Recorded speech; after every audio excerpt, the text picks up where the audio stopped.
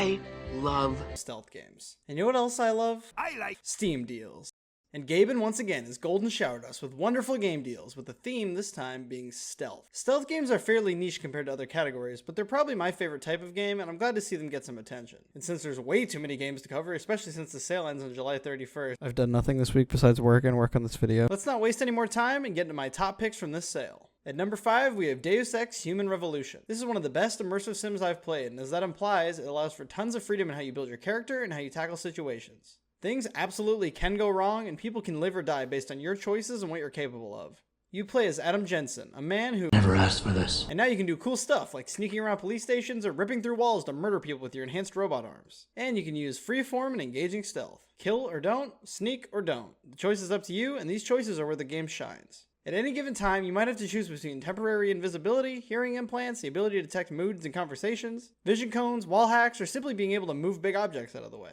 There's a million ways to build a character, and the amount of directions you can take this thing in is a huge boon to replayability. But even with all of that, without good level design, it could all fall apart. But that is not a worry here. This game first off looks super slick and unique and gives a very particular dystopian vibe. There are a few locations spread across the world, and they have a unique style and yet still feel like they belong to the same universe. And secondly, these are levels that are made to be explored. There's tons of secrets and goodies to find, and sneaky paths can be found all over the place. Need to find evidence in a police station? Talk to the guy manning the front desk, but you can pretty easily piss him off and fail that method. Or sneak behind the cops to get where you need to be. Or crawl through a vent in the bathroom. Or just walk in and start blasting. Like everything else in this game, it's up to you. Buy the game, play it, and play it again. Highly recommended. Next up, number 4. This one's super underrated. Phantom Doctrine is like if XCOM was a stealth game where you played as a spy organization in the Cold War. It's turn-based and isometric, and the gameplay is challenging and fun. You will constantly be forced to make tough choices, and you will absolutely fail on occasion. This game really pushed me to my limits a few times, but when a plan finally falls into place and you use all your assets in just the right way to get a job done, it feels amazing.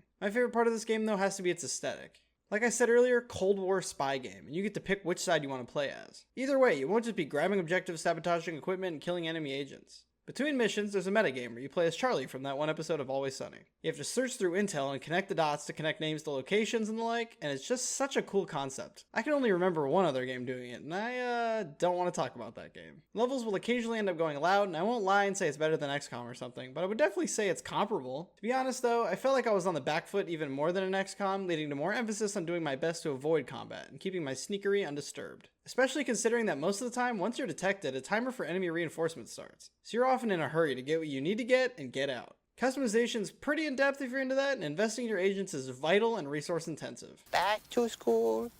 Back to school. You have to choose where to station them globally so they have the ability to react to threats, and how long it takes them to get where they need to be can have major implications on the mission, and if you take too long, the enemy can use the uncontested victory to their benefit. There's a lot to manage, and there's almost always a trade-off. You are constantly on the run from your enemies, and if you can't keep it contained, you might have to burn your safe house and get a new one. Or face an assault in your home that your squishy spies probably aren't set up that well for. This game also has an Iron Man mode if you're into that, and I do encourage trying not to save scum if you can, since sometimes just escaping with a failed mission and your life is a good enough reward in this one. Oh, and make sure you turn always run to everyone. Otherwise, those enemy turns get painful. More Cold War games, please. I'm a goddamn onion, Mason. No. Wait. Number 3 is Hitman 3. Now you might be looking at this price tag and thinking, $30? I thought this was a deal video. But this is more of a deal than you might think. This package comes with the levels from Hitman 2016 and Hitman 2, in addition to the levels from this campaign. And these aren't just levels you play through once. It'd be worth it if it was, but instead, these are some of the most replayable sandbox stealth games I have ever seen.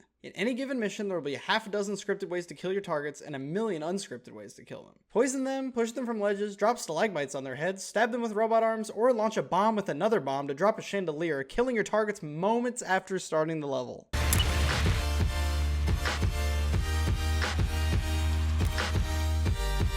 This game is fun to play casually, and the mastery system will keep you coming back to learn these levels like the back of your hand. And if you want to see some of the coolest creativity in video games as a whole, look into speedruns of this game. Shoot above Tyson's head.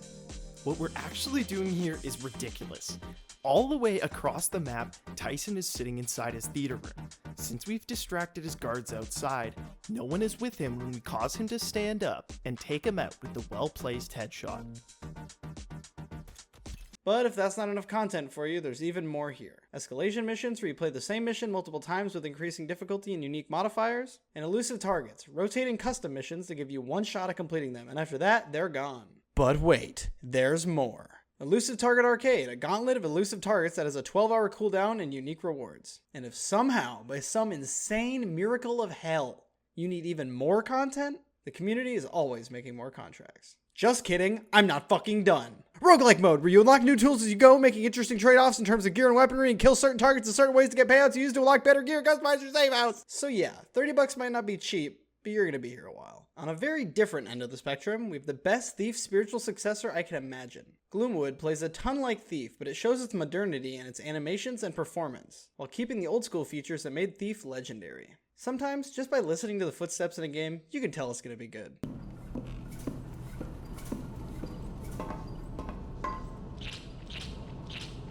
This is one of those games. The sound design for this game in general is fucking immaculate.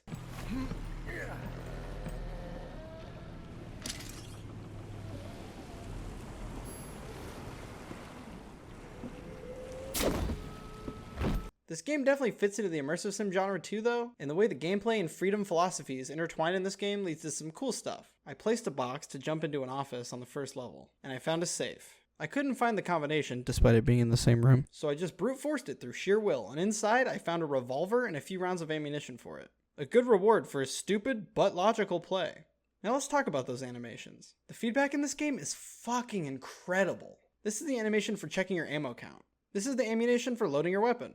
Isn't that sick? Gloomwood also does the classic Dark Souls unlock a different path to a previous area and now you can go back a faster way thing. I could climb that if I fall kind of shit. This game also fixes a long-standing stealth game dilemma. Many older stealth games gave the player a light meter, indicating clearly how visible the player is to enemies. This works well, but it can hurt immersion and it certainly makes the HUD less clean. Alternatively, some games use visual filters or something like that. Splinter Cell Conviction, also on sale, makes the game black and white when in darkness, which is cool, but it's a pretty big aesthetic buy-in, and obviously it won't fit every game. The lazier method is just to make the protagonist glow in some way. But I think the problem with this approach is pretty obvious. Oh good, they can't see me. Oh. Gloomwood is first person, and even when completely unarmed, the main character has a ring visible, so the light or lack thereof casted onto the player model is the only detection meter the game needs. Even if the light in an area is hard to distinguish like in some other games, the amount of light affecting you in Gloomwood is easy to figure out at a glance, every time. Wow, I got off topic, but game's good. Buy the game. If you clicked on this video, you probably like stealth games. And when games this niche come out in the genre, they should get supported financially.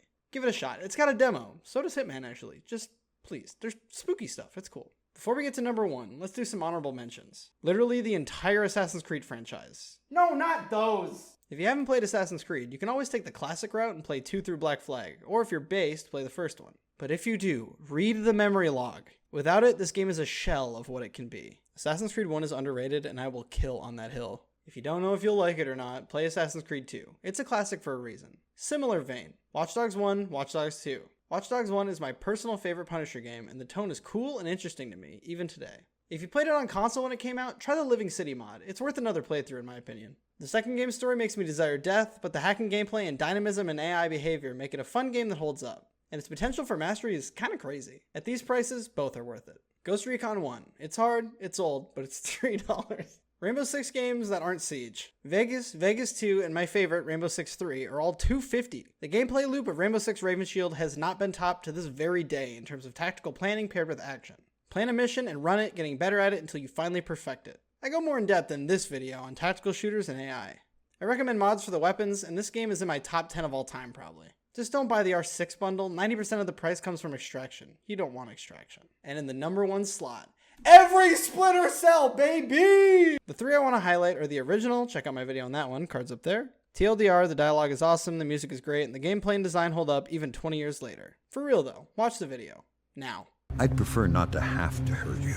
Second off is Blacklist. This is the most modern of the games, but it's a solid stealth action game with a decent amount of content and fun mechanics. This is a good example of the player way mentality done well, where 3 main approaches are financially incentivized, those being non-lethal stealth, lethal stealth, and combat. Check out CrossFit Gaming if you want to see the best loud gameplay can be in this game. The characters are assassinated here and there, and the plot is pretty boring, but this game is really fun to play, and I would still recommend it to anyone from casuals to stealth masters alike. And last on the list, towering above the plebs below, is Splinter Cell Chaos Theory. This game is the gold standard for stealth games. It's got great levels, amazing dialogue, and a set of base mechanics that allows for a multitude of approaches to most situations while punishing mistakes. Crawl through vents, rappel through lasers, shimmy on penthouse balconies, this is a milestone stealth game. everyone should play this game. And you can still play it in co-op if you can get someone on the same internet as you, or you can wrangle something like Radman to fake a LAN connection. I'm telling you, dude, $250? $250, dude? This game should be given to infants before they leave the hospital, dude. It's so good. Thank you all very much for watching, and a special thank you to my channel members. I spent your money on the Thief reboot, but then I refunded it, so I just have more money now. I may or may not have hit 10K by the time I upload this video, so thank you very much for that. And as always, subscribe to my fucking YouTube channel.